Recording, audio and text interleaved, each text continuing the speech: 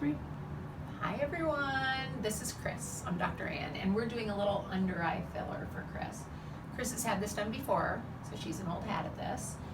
She's very young, she's not old. I did a little bit of injectable numbing in 2 spots because I'm going to do this hollow in her outer tear trough, and I'm also going to do a little bit of this hollow that she has across her cheek. So what happens is, as we age, the fat pads in her face grow smaller, and the fat pad that sits at the top of our cheek when we're very young sits right on the orbital rim, like right there under the eye. But as it shrinks, it slides off the orbital rim and it separates from the fat pad under the eye. So you end up having this hollow there, and people will ask you over and over if you're tired, even if you're really well rested. So the filler that I'm using today is Voluma.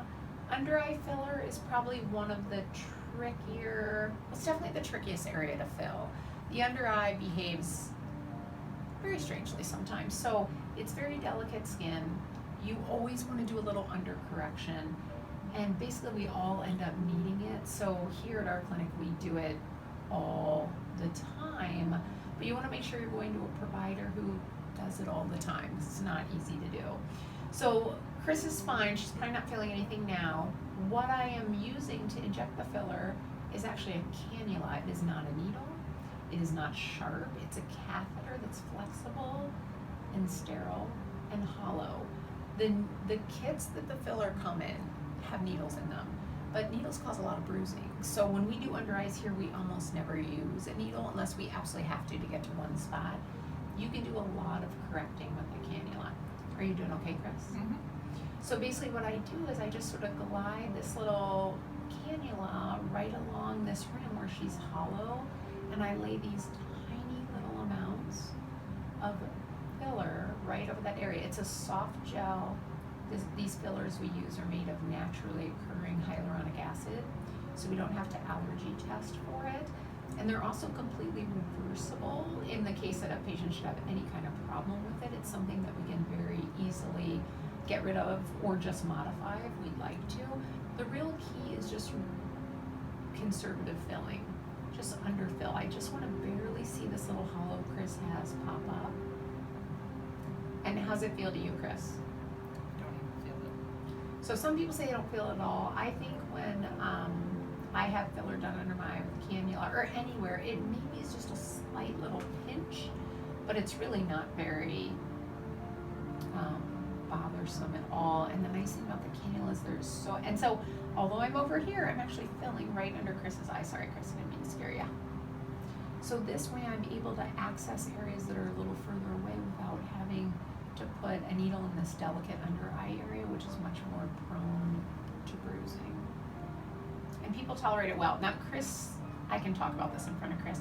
A lot of patients, I just talk about their family, we talk about life because they don't want to think about what I'm doing at all. But most people, even if they come in really nervous, they're only nervous the first time. Because after that, they're like, oh, that's a lot easier than I thought it was going to be.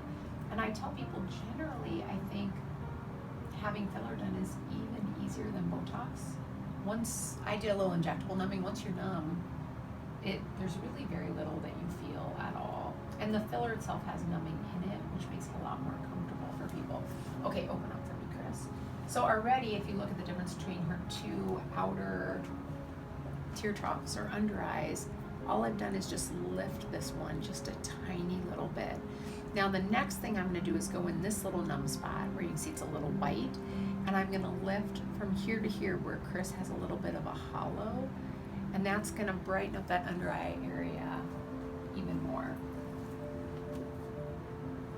So I do the numbing in advance. Then I clean the skin off with a surgical scrub called Hibiclens, which they literally use in the operating room for surgery.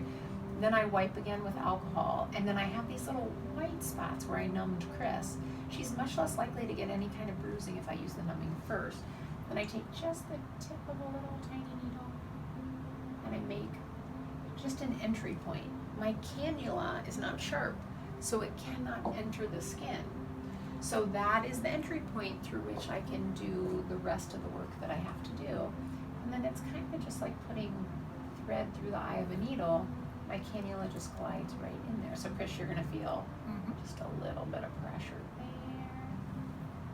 And sometimes the numbness from the filler, people will notice, they'll say, oh gosh, I feel like a little, almost like my eye is numb, and I say that's totally normal, it's just a local anesthetic effect. But with this cannula, I can get all the way here. I'm gonna lift her cheek here, but I'm also lifting the under eye hollow way over here in this delicate area without bothering the tissue in that area. You doing okay, Chris? Mm-hmm.